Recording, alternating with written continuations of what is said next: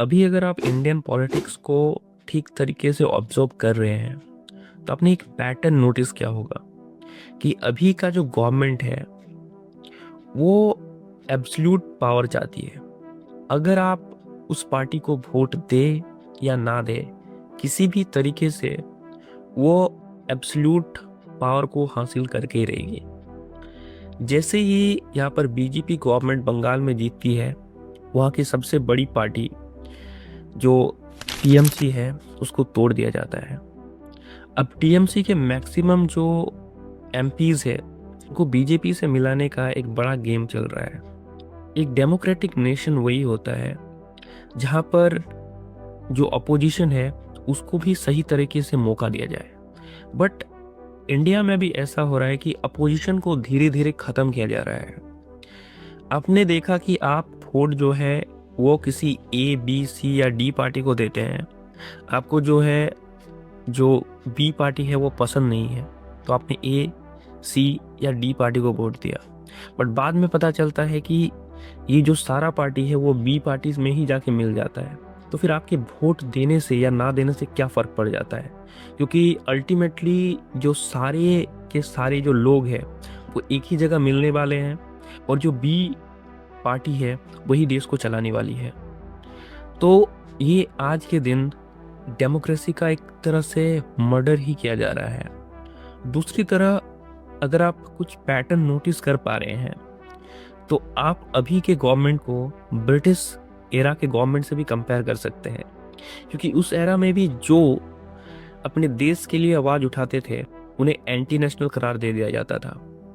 अगर वो कुछ हथियार उठा ले, अगर वो कानून के विरुद्ध चल जाए तो उनको टेररिस्ट कहा जाता था। बट वो ब्रिटिश गवर्नमेंट के अकॉर्डिंग टेररिस्ट थे, वो ब्रिटिश गवर्नमेंट के अकॉर्डिंग एंटी नेशनल थे। बट अकॉर्डिंग टू इंडियंस वो देशभक्त थे और आज भी हम उनको देशभक्त के तरह याद करते हैं।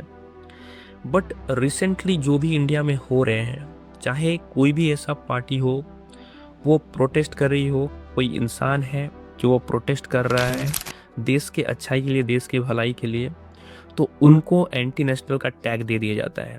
हमारे कुछ मिनिस्टर्स हैं जो जब कुछ ऐसा चीज़ घट जाता है तब उनका एक स्टेटमेंट नहीं आता है, बाद में वो कहते हैं कि जो भी देश के लिए बोल रहा है वो एंटी नेशनल है। कुछ संगठन है वो जंतर मंतर पे आ रहे हैं, प्रोटेस्ट कर रहे हैं, वो नीट, सीबीएसई इस तरीके के जो मुद्दे हैं आपके मंत्रालय के, उनको लेके धरना प्रदर्शन कर रहे हैं।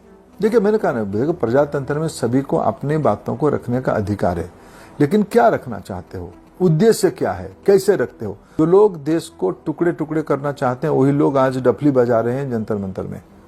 कोई विद्यार्थी है क्या वहां एक निर्दिष्ट प्रकार के विद्यार्थी के नाम पे कुछ लोग इकट्ठा होते हैं, हमें कोई आपत्ति नहीं, वो आपका अधिकार जता है, लेकिन देश भी तो उसको समीक्षा कर रहा है।